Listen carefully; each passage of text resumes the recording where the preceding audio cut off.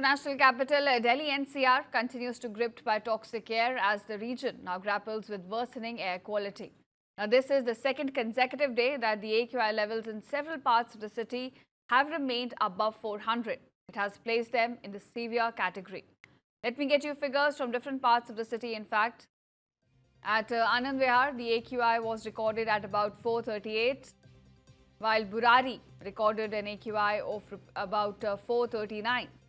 At JLN, the air quality index stood at 421. Meanwhile, Okla Phase 2 recorded 405, so clearly all above 400. RK Puram also registered an AQI of 431, which places it in the severe category. Similarly, other hotspots including Narela reported 437. Wazirpur was in fact the highest among these at 458.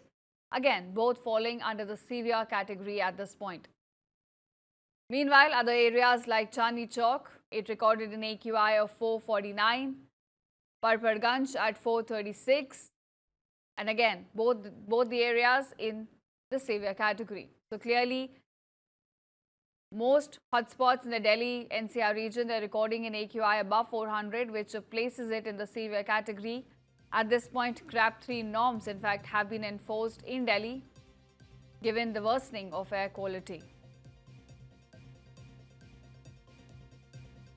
Remember, it's the second consecutive day that the AQI levels in several parts of the city, they have remained over 400.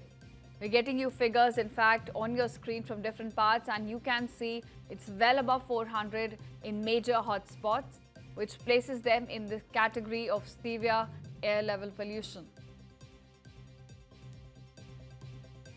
At this point, the government is taking all the measures they can with the GRAP 3 norms getting enforced in Delhi.